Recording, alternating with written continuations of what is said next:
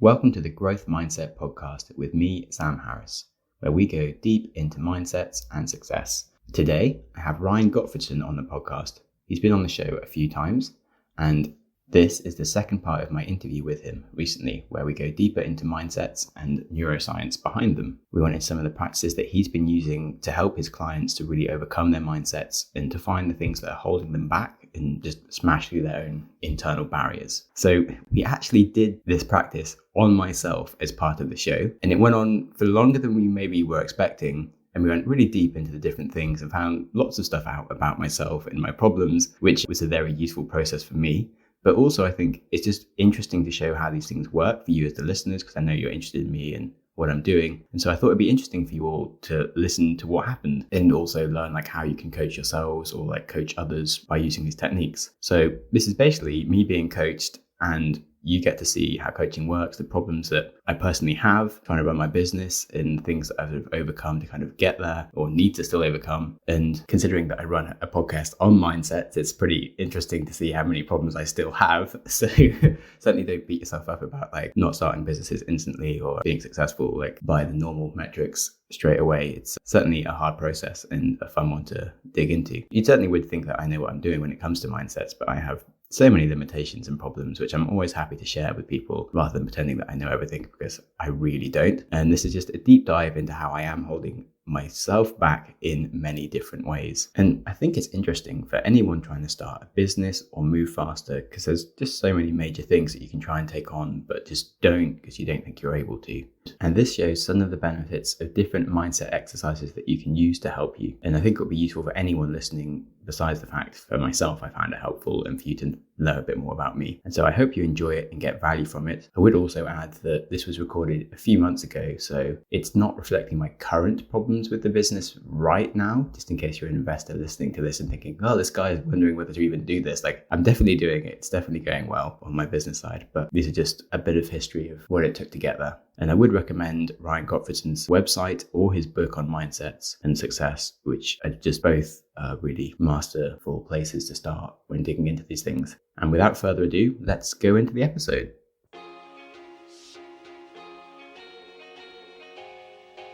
Welcome to the Growth Mindset Podcast. Success isn't a goal, it's a journey. I interview the most incredible humans to keep your mind optimized for growth. Welcome to the podcast. It's my pleasure to have Ryan Gottfredson on. Yeah, thank you so much. I feel like I've learned so much even since then about mindsets. The more and more I talk about it, the more and more I have to dive into different things and learn different things. When we start to put labels to these mindsets and we start to better understand them and how they work, it gives us the capacity to be mindful. Or in other words, step out of ourselves and look at what we typically look through. And so when we've got this fixed mindset, if that's blasting away, that isn't to say that we can't take a growth mindset towards that situation. All we've got to do is we've got to allow ourselves the ability to slow down our processing and essentially say, I want to use my growth mindset neural connection to process this information. And so when a growth mindset isn't the stronger neural connection, that isn't to say we can't use it. We've just got to be able to slow down our processing and be intentional about using it. And then we could use it to our advantage. Be less reactionary and more deliberate, and sort of what the whole insight meditation is kind of about. It's to give you that sort of that pause period between something that happens that might trigger you to be angry or do anything that isn't beneficial, whether it's a mindset or, well, I guess everything's sort of a mindset. There's all links, and it sort of gets you actually think about what the cause will be if you follow that pathway and think, actually, do I need to do that? Why do I need to get angry if it's probably just going to piss me off? It's not going to make any difference to this person's life. So really all I'm doing is damaging myself and the people around me. Why don't I just not be angry about this thing? And I can actually maybe be a little bit happy about the fact that I'm not angry when I would normally be angry. And you can start kind of being really cool about these things if you sort of have that pause break that it can buy you if you practice it a lot. Yeah, there's an exercise that I've now developed that allows us to kind of pause and make some of those shifts. And so to me, that's one of the other big breakthroughs that's occurred. And we were talking a little bit prior to recording this about maybe examples of where I've seen people transform their mindsets. And as you said that, I thought it'd be really cool. Maybe we could go through this exercise here on the podcast. Yeah, let's do it. Would you be game? Totally game. Put you on the spot? Always good for it. Okay, so, and it's a pretty simple exercise, and there's 4 different steps, and there's 4 questions. So to frame this up, I want us to think of a pyramid, and at the top is success. That's where we're shooting. But then what is the immediate driver of our success? And that's our behaviors. So our behaviors drive how successful we are. But what drives our behavior? Our thinking drives our behaviors drive success. But what drives our thinking is our mindset. And so what we're going to do in this exercise is we're going to start at the top of that pyramid. There's one question for each of these different levels. We're going to drill down to the mindset level. And as we get there, we'll understand what mindsets may be preventing the success that we're seeking. So you don't need to think of anything grand or big. Just what comes to mind in terms of a goal that you have for yourself that would kind of, if I accomplish this goal, I would be successful. And so this needs to be something that you're excited about, also something that you have control of. So winning the lottery wouldn't be a good goal. So any goal come to mind?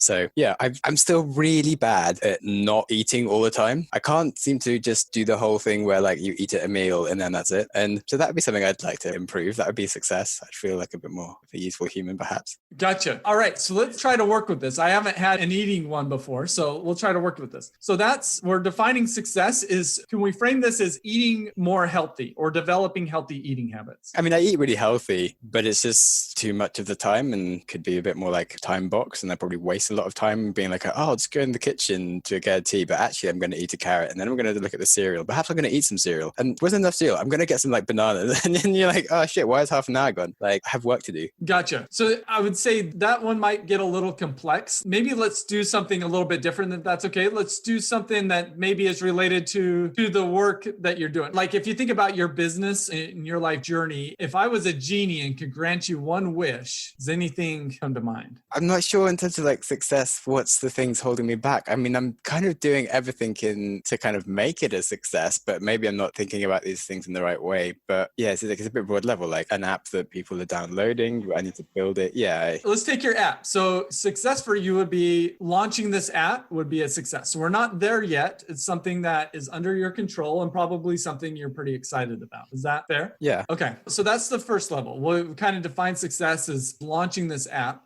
Then the next level down, and the next question is, what are you currently doing or not doing that is preventing that from happening? So instead of just launching, the only thing that's required is to build it. So I am also working on like getting investment and trying to get people to use it and like building sort of a team and all of these things as well. But the only thing to actually get it out there is just the writing of code and submitting it to like the Play Store and this sort of stuff. But I've been managing a team building it, but I do also code myself. So I have been kind of relying on them to do things, which has been wasting a lot of time because they sort of don't always do things as quickly as they could. And I think I need to spend a lot more time actually just doing some of the code myself because I can code and it seems like I'm actually spending enough time managing it that I could be probably spending less time managing it and more time actually doing it rather than trying to tell people to do things.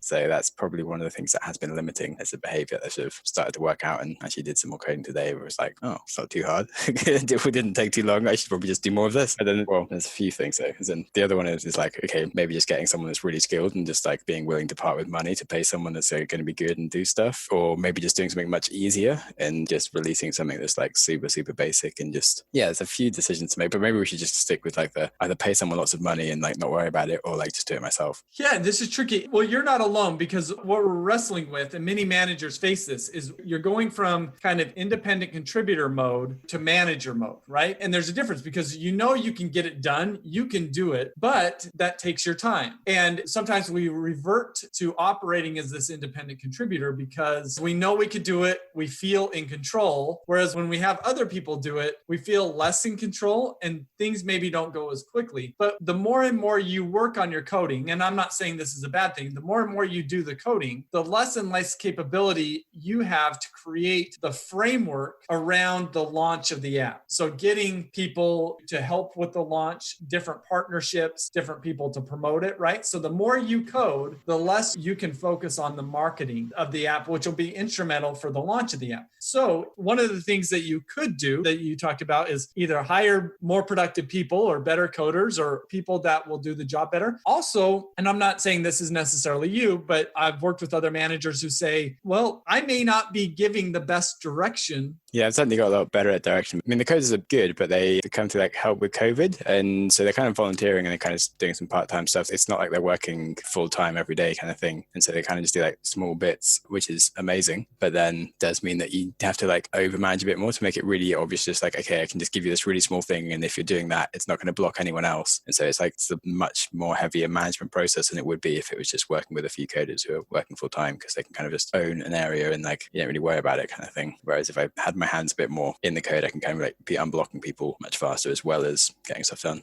Good. So let's take out of this, and we can dive into different things, but let's take out of this, let's focus on, in terms of not doing that is going on here, is you're not investing in coders. You're taking kind of people who are willing to do it for free. That's slowing up the process, partly because you're not paying them. So you're kind of low on their priority list. Whereas you could potentially pay somebody to come in and work a little bit more rigorously on what you're doing. There isn't really a budget as such until we've got investment to pay someone really well, but could give them equity or maybe like a smaller amount. I could just take a loan and pay someone lots of money if I feel like I've really definitely got like an idea that's awesome and worthy of that. So it's kind of like a risk on my side. And it's not like they're low quality coders and there's not a priority at all for them. They just really, really like do believe in the idea and they kind of think it's going to help the world and they kind of want to use it. So it's not like completely bad or anything. And they're cool people. So I don't want to like downplay their effort or anything. For sure. And I'm there with you. Just the basic idea is if we could bring in somebody that has more capacity and more bandwidth, we could get this out sooner, right? And so we're going to identify that as our not doing. So there's something that we're not doing that is preventing us from launching the app. And I think this is where most personal development programs stop, because they identify your doings that are preventing your success and they say, well, stop doing those things. Or we'll identify our not doings and simply say, well, start doing those things. But if it were that easy,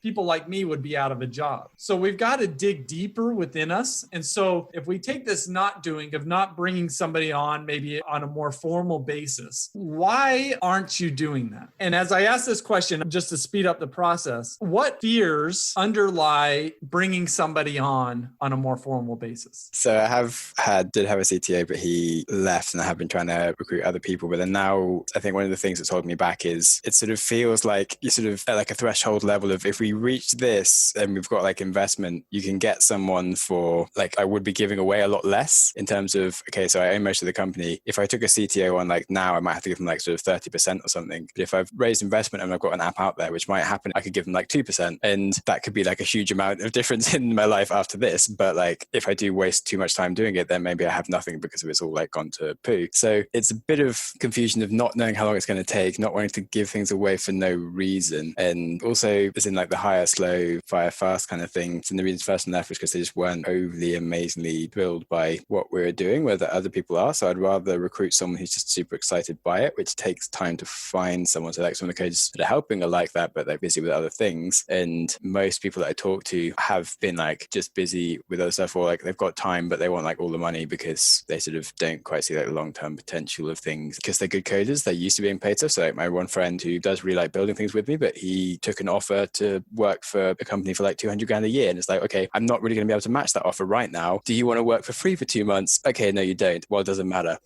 And so, yeah, it's a bit of a hard one with lots of things going on. And it's sort of like, if I was only working on just this, then yeah, I'd be talking to loads of people, but I'm trying to like do all the other things all at once. So it's kind of hard to completely solve the problem. And like maybe time will solve it as like other things comes together and stuff. So it's sort of a confusing one of, do I focus trying to fix a problem that maybe won't get solved by just focusing on it anyway because I'm wasting my time? Or is it, this is what's been going on in my head, one of the many things lately. And which was the best? I think the food was an easier example. Well, this is great. It's complex.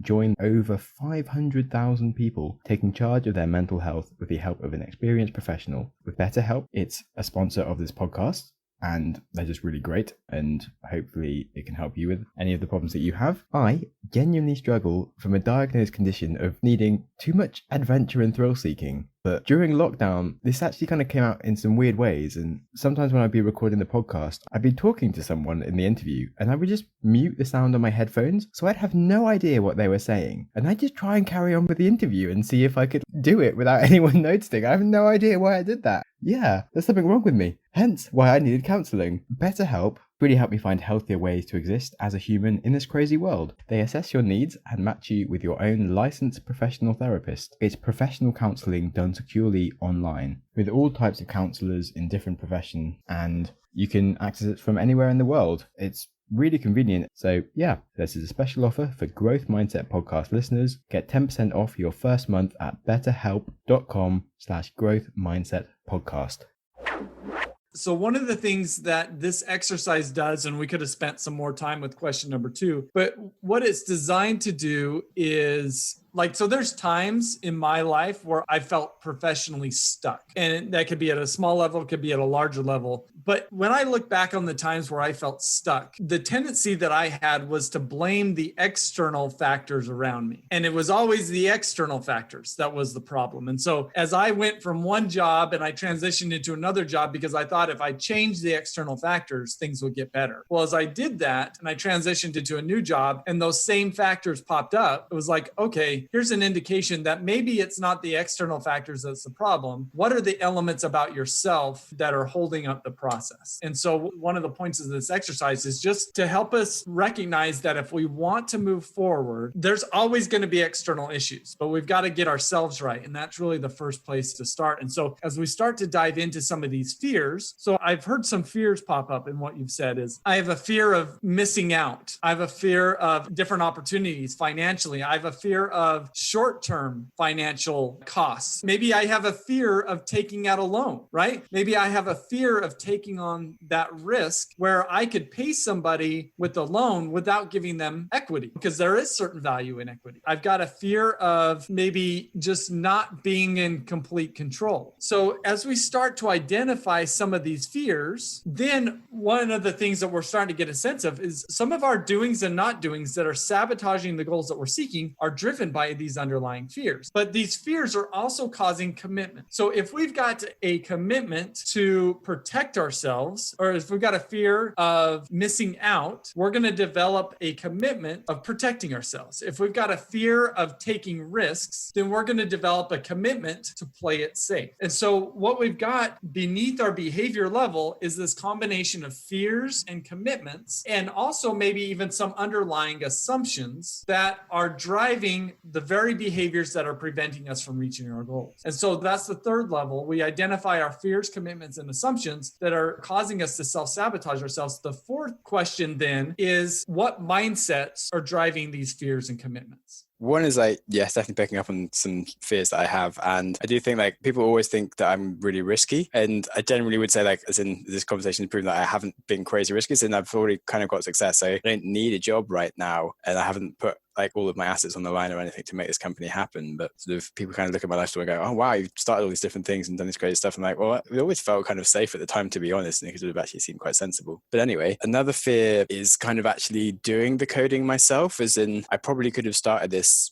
I did work on it in October. And the hardest part in terms of proving that the app would work and the synchronization between people listening. And then it's just building the whole sort of full users and all this stuff. And I probably could have done it myself, but I kind of spent a long time on things that I probably didn't need to be doing. And then, so part of it is actually fear of my own capabilities and failing at this stuff, and kind of just constantly wanting to get other people to help me to do it, which I actually could have just literally in a month, I probably could have built this, but I just didn't sit down and be and give up the other things that I was working on to just focus on it. And it's a bit of a fear of failure at it and not wanting to try these things. So just one of the fears that was missing, just to sort of explain how useless a human I am a little bit more. So one of the things that I really appreciate is your willingness to be vulnerable, because it's not easy easy for us to bring up some of these fears that in a way, they just effectively handicap us, but they also make our self-sabotaging behaviors seem really sensible, right? So it's very easy for us to justify the doings and not doings that are preventing us from reaching our goal. Like, let me walk you through just really quickly another example with my daughter. So my daughter came to me, she said she wanted to learn how to ice skate. And so I took her over to the ice skating rink and she's ice skating for the first time. And she starts hugging the wall and is unwilling to come away from the wall. For the next hour and a half, we're just shuffling around the ice skating rink and she's just hugging the wall. And so if I ask her, what are you doing or not doing that's preventing you from reaching your goal of learning how to ice skate? She's going to say, I'm hugging the wall and I'm not taking risks. Well, why are you hugging the wall and not taking risks? Well, she has a fear of falling and of hurting herself. So she develops a commitment to ensuring her safety. And when she's got a commitment to ensuring her safety, holding on to the wall and not taking risks is incredibly sensible, but it's the very thing that's preventing her from reaching her success. And so we're getting at a really deep level, as I think you probably feel, but then we still can go one level further because what is fundamentally driving these fears and commitment? And there's generally going to be a mindset that's associated with it. So in the case of my daughter, she's got what we call a prevention mindset. She's more concerned about not losing than she is about winning. And if we can help her to make that shift from a prevention mindset to a promotion mindset, she'll develop different fears and commitments that won't self-sabotage her, right? So she will then have a greater fear of not learning how to ice skate than of falling. And she'll come to realize, look, if I'm going to learn how to ice skate, I'm going to have to become willing to fall. Like, it's just the reality of the situation. But it's only until we shift at that foundational level can we get through our fears and commitments that are blocking ourselves. And so with your example, one of the things, as you talked about, which is part of the vulnerability, is you feel like you could have done it, but you didn't do it, maybe out of a little bit of a fear that you might fail. And that a fear of failure is usually rooted in having more of a fixed mindset as opposed to a growth mindset. And so if we could recognize that, then that allows us the opportunity to shift our mindsets. As we shift our mindsets, we blow past the idea of who cares if I fail, right? That's kind of the growth mindset mentality, because not that we want to fail, but because we understand the benefits of failure that will enhance our ability to learn and grow. And to your point, is one of the things that you said is we maybe could have launched the app sooner or in a different way as a way to beta test this and get a proof of concept. And sometimes we're reluctant to test some unproven concepts because we're afraid of the failure that might occur. And so we double down, and that's actually maybe slowing down some of the learning and growth that can occur. Yeah, definitely. You can be a bit more like perfectionist to want it to be perfect because you're afraid that people won't sort of instantly like it if it's not quite what it is, but then people still might not like it. And that's a big thing that holds a lot of people back on like app development and stuff. I don't feel as bad as many, but I still could have done like a much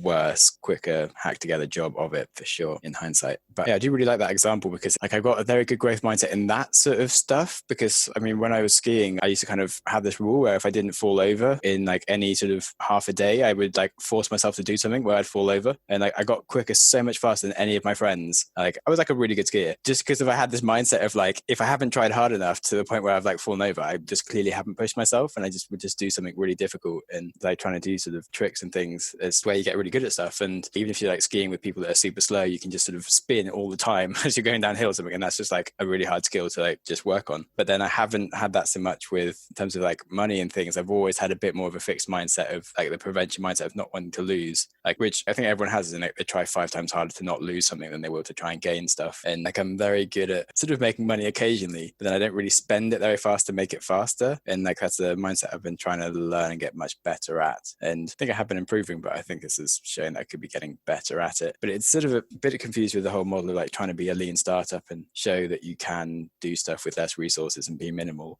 And so there is stuff going on that I could maybe argue depending on how I'm feeling about things, but I could definitely be better at that. And the same with like giving away some of your companies, and it becomes a lot more valuable if you trade a percentage for something. And even if you give away like 50% of your company, if it becomes like worth sort of 2 million, you're now like a millionaire as opposed to just worth nothing. And then you think like, okay, in the long term, this could be like, say, $1 billion company. You don't want to give away 50%, but actually it might reach 2 million instead of 1 billion, even if you did it all by yourself, but you probably wouldn't even reach that anyway. And so you're always earning more when you give away some, hypothetically, but it's hard to see it like that. And so I'm trying to get better with that thinking as a mindset deep down, which is sort of not the best way. But I definitely felt like I kind of learned that when I was young, I was sort of much more interested interested in like getting things or like doing stuff to earn money. I just didn't really do that much with spending it, and never know could like enjoy myself in doing these things. I could totally relate to you because I grew up, my father was the most frugal person I've ever met, right? So I don't feel like historically I haven't had a great relationship with money, and I think it's improving. In fact, one of the books that I've loved that has been a complete game changer around my mindset dealing with money has been Jen Sincero's book, You're a Badass at Making Money. And it's all about the mindset behind money. I'm a finance undergrad. Like I get finance, but nobody ever talked to us about the mindset associated with money. And so to me, that book has been a really big game changer. And that has helped me shift to have more of a promotion mindset, as well as, one of the mindsets that is just out there, but hasn't really been studied. But I think that there's a lot to it, is the difference between a deficit mindset and an abundance mindset. And I think that that's kind of what you're talking about, is when you have a deficit mindset, you're seeing the world as a fixed pie, and your job is to capture as much of that pie as possible. But an abundance mindset is you're not concerned about how much of the pie that you're capturing. You're concerned about growing the size of the pie so that even if you're capturing a smaller percentage,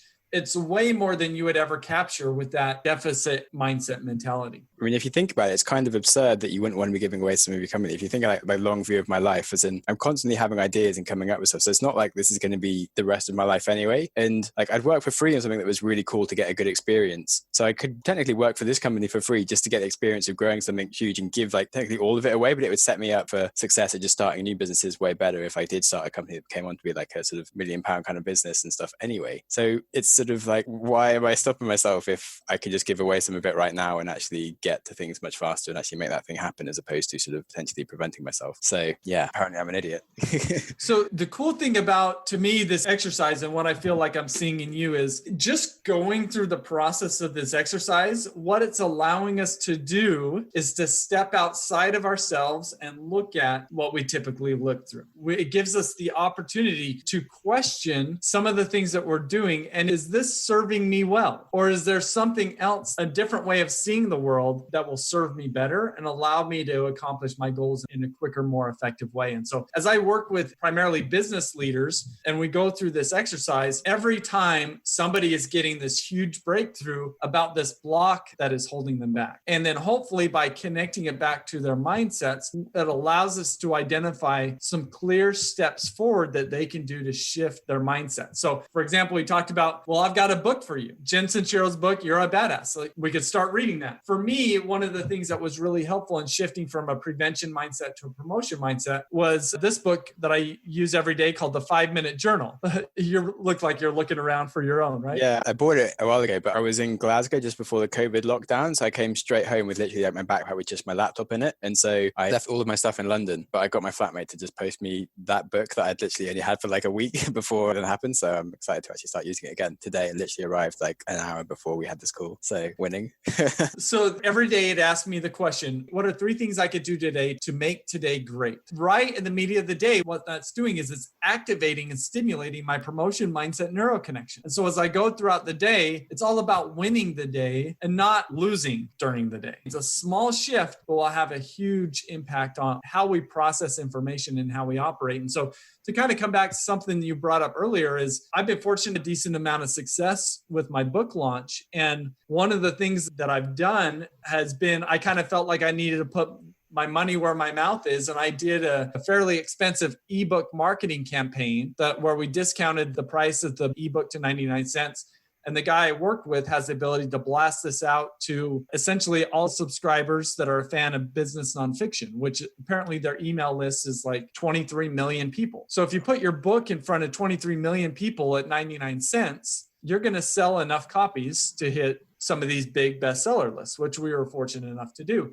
And so for me, this was a stretch that I had to spend a significant amount of money to do this. But what I tried to see it is I'm buying time. Like I could do this and I could sell 10,000 copies of the book in 1 week, or I could continue to kind of plug and grind and sell 10,000 copies of the book in the course of a year or 2. So 1, I feel like I'm buying time in terms of getting my book out into the world. 2, by being able to say I'm a Wall Street Journal and USA Today bestseller, hopefully what I'm also able to do is increase my speaking fees, my consulting fees in a way that I'll build my business on a quicker basis. So I could have said, I'm going to take the prevention mindset route. It seems risky to invest a lot of money in marketing your book, but I tried to look at it from a promotion mindset standpoint of how do I get my book out there in the fastest, most effective way so that it can impact on the world that I believe that it can have. And then what opportunities might that open up for me because of doing so?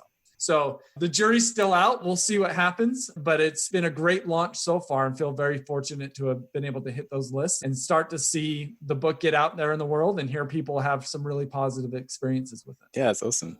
I'm pleased to hear that. And it's certainly a really good book, so I would recommend it to anyone. Like, hopefully, I mean, how much is it now? The paperback version, I think, is $17. Ebooks, 99 cents. Audiobook, depends on where you get it. If anybody's interested, go to my website. I have a bunch of freebies with it. You can go there and it'll direct you to your favorite book retailer, and then you'll get the freebies if you could just go through my website. So for example, if you buy the print version of the book, then you could get the audio version for free, for example. Oh, cool. Nice. Who reads the audio version?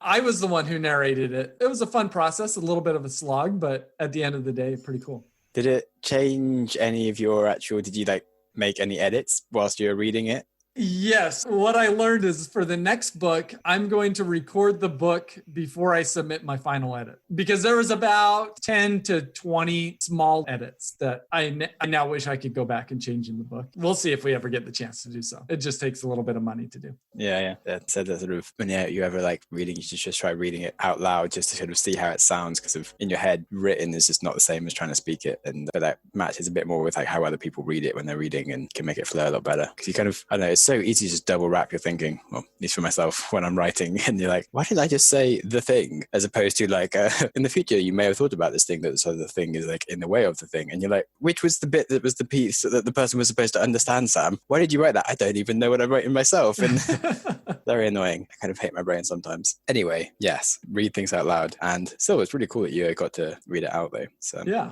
one day I'll get to do that, I think. You'll get there. Get this app out of the way and then you can start on the book. Yeah, big time. Thanks so much for the interview and everything. Awesome. Thanks, Sam. Thanks for listening to the show. If you have any questions, please reach out to me through the website at growthmindsetpodcast.com. I do love talking to listeners. You can support us on Patreon or by leaving a review on iTunes or telling a friend about us. But mostly, keep learning and keep growing.